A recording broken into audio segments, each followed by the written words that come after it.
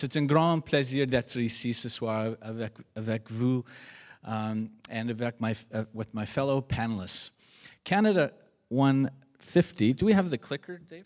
Oh, there it is. Was a big year for us. I've led a lot of expeditions from pole to pole around the world, but Canada C3 was a whopper. It began by looking at the map of Canada, and we'd spent a lot of time in the Arctic with students on ice over the last 20 years. But looking at that map and thinking about doing something for Canada 150, the simple idea of sailing coast to coast to coast, all the way around Canada, as a way of telling stories, a way of connecting the country and connecting Canadians was born. Well, 25,000 kilometers later, 150 days later, and how do I condense this into 7 minutes? I have no idea, but I'm going to try my best.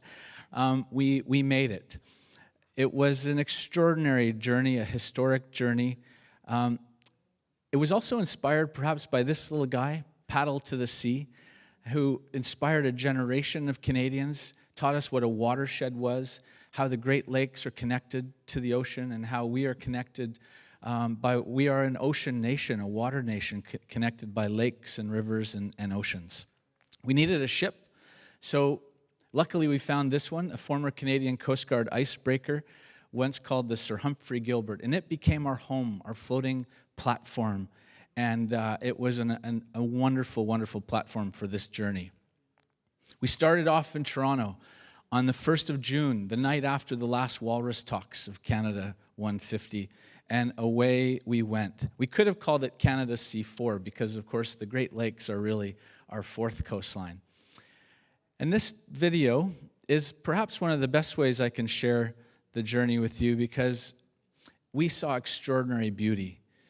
We went out the St. Lawrence, Fogo Island for the annual punt race, up the coast of Newfoundland and Labrador. We came across the wildlife of our country, bays and fjords. It was a joint effort, a truly Canadian team effort. We had 110 partners from all across the country, thousands of people that made it happen, and many of you are here tonight, so thank you so much for making it possible. We saw icebergs like that one, tabular icebergs that we never used to see before, that are examples of climate change because they're breaking off the Peterman ice cap at the top of Canada.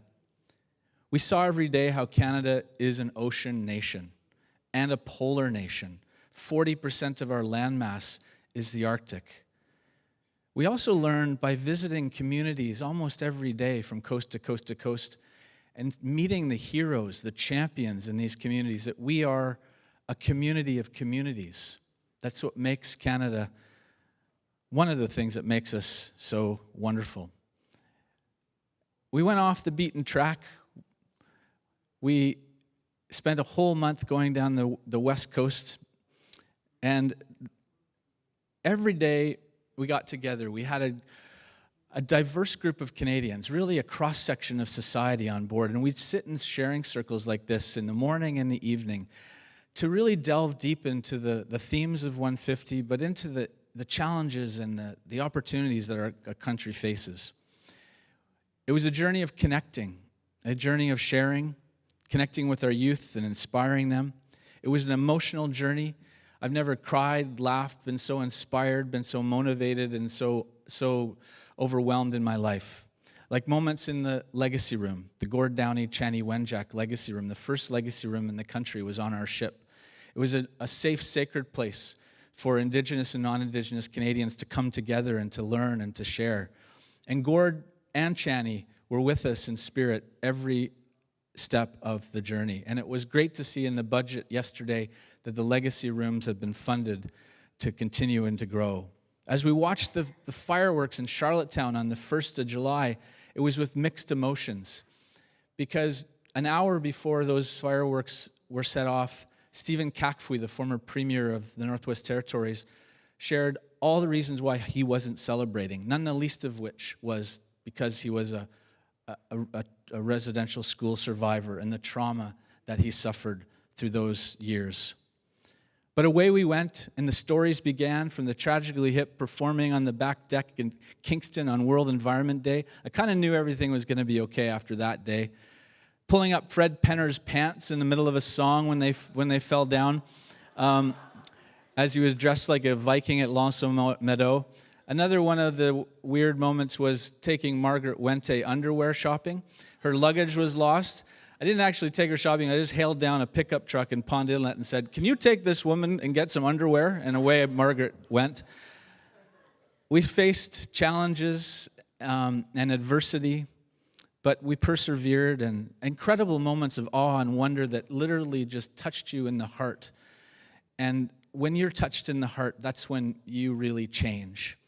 Every day was like this. And of course, we were learning about the country through science. 23 science projects in partnership with 15 institutions. And that is one of the many legacies that will continue for years to come, including learning about the biodiversity of Canada's coastline through environmental DNA, a really new science that we had on board as one of our projects. We saw all 5 species of polar bear, or of bears: polar, brown, black, grizzly, and of course spirit bear. They only live in our country in the Great Bear Rainforest, and they were absolutely an extraordinary highlight of our journey. Canada, as you probably also know, has 60% of the world's polar bears, and that gives us an added responsibility to do what we can to protect that habitat.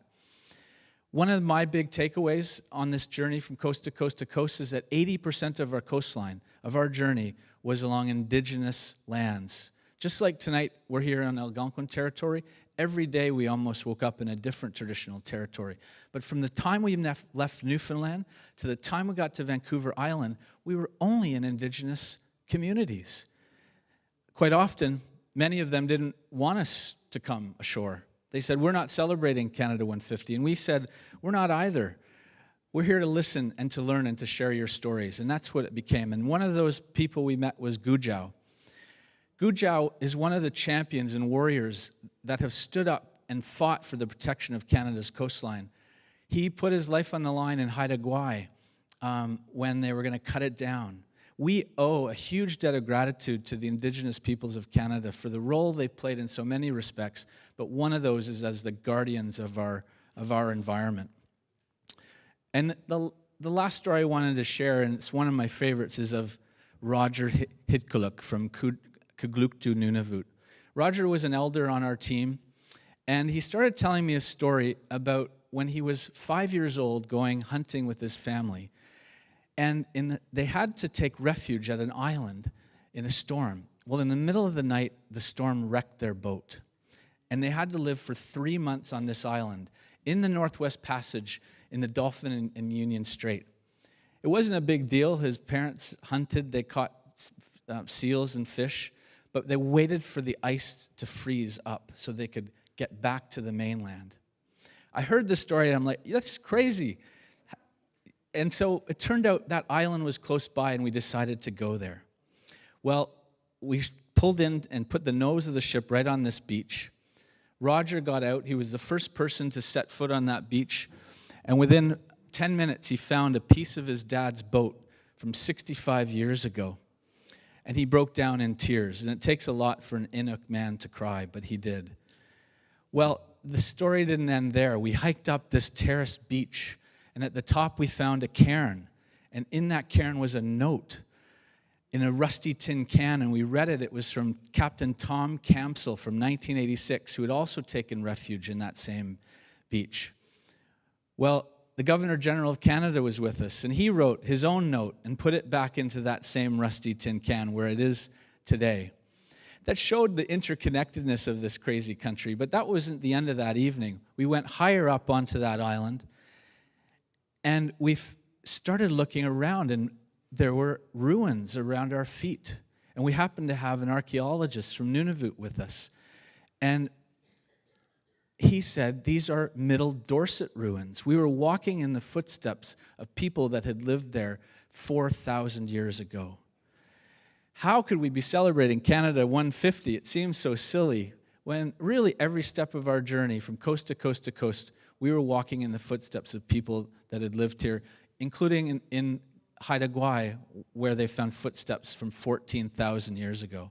And this is one of those Dorset sites, totally undocumented site, which we hope to document in the years to come. Well, at the end of the journey, as we pulled into Victoria, we were 10 minutes late. Out of 150 days, not bad. But we like to say at the end of all of our expeditions, it's not the end, it's the beginning of what's next. And for Canada C3, that's many things. It's documentaries and books and all kinds of legacies. But for Canada, I think Canada 150 was a milestone on this journey. We're all on an expedition. Our lives are expeditions. And if you turn left instead of right, your whole life can be different. And this is an extraordinary opportunity for our country to make those decisions that are going to take us in a direction that will make us a better country. And the biggest takeaway I had, besides being an ocean nation, a polar nation, and a community of communities, it was hope. Hope and extraordinary potential and possibility is what I took away from seeing this country's coastline, meeting so many incredible people. So onwards on our journey, and let's make not just the next 50 years, but the next 15, whatever, 100 years, something that we can, a better country. That was a terrible finish, but thank you so much, everybody. Merci beaucoup.